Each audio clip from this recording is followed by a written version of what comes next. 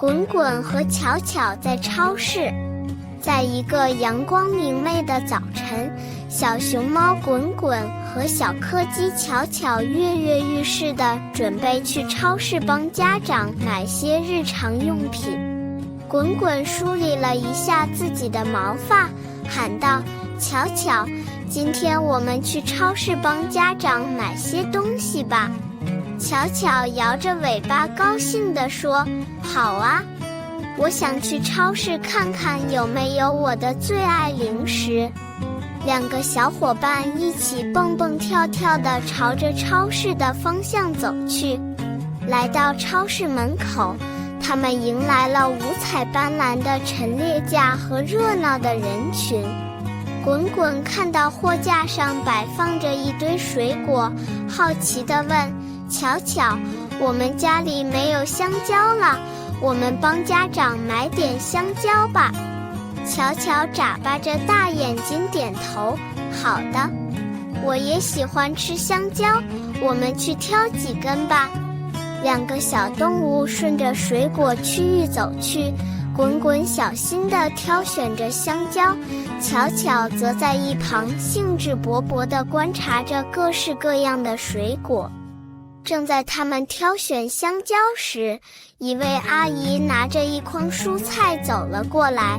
“小朋友们，能帮我把这筐胡萝卜送到收银台吗？”阿姨微笑着请求道。滚滚和巧巧高兴地答应了，他们搬起胡萝卜筐子，小心翼翼地走向收银台。“谢谢你们，你们真是好孩子。”阿姨感激地对两个小动物说道。滚滚和巧巧满心欢喜地接过阿姨的夸奖，然后继续他们的采购之旅。他们来到零食区，巧巧眼睛一亮：“滚滚，我们家里的饼干快吃完了，让我们也帮家长买些饼干吧。”滚滚笑着点头：“好啊，我们一起挑选几种口味的饼干吧。”两个小伙伴围绕着货架，仔细挑选着各式口味的饼干，有巧克力味的、奶油味的，还有草莓味的。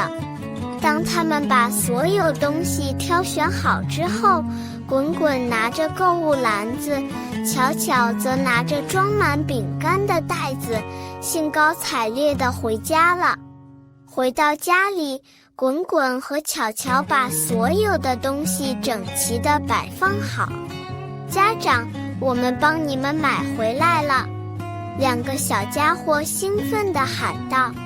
家长看到滚滚和巧巧认真买回来的东西，感动地笑了：“谢谢你们，真是乖巧又懂事的孩子。”滚滚和巧巧听到家长的夸奖，高兴的尾巴都快飞起来了。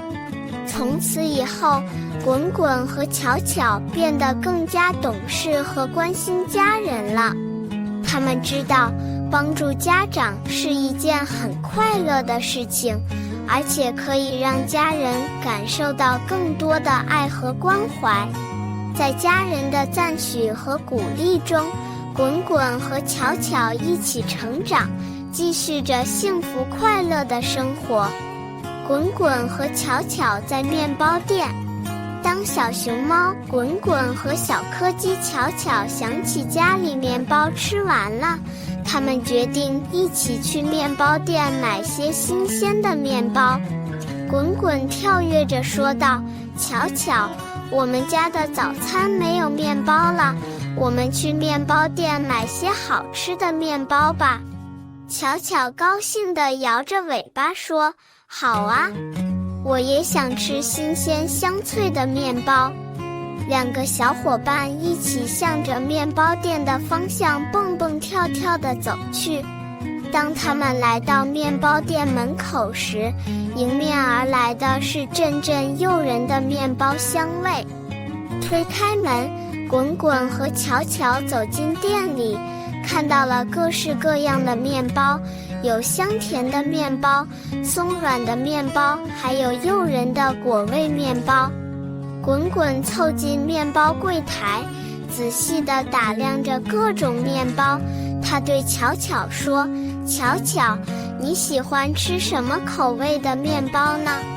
我想帮家长挑选一些。”巧巧好奇地看着各式面包，笑着说：“我喜欢吃奶油味的和果味的面包，我们可以帮家长买一些吗？”滚滚点点头，两个小伙伴开始挑选面包。滚滚小心地拿起一个香甜的法棍面包，巧巧则挑选了一个装满奶油果料的果味面包。正在他们挑选面包时，面包师傅走了过来。小朋友们，你们要买些面包吗？这个果味面包是我们今天的特色哦。滚滚和巧巧开心地点头，是的，我们想买这些面包。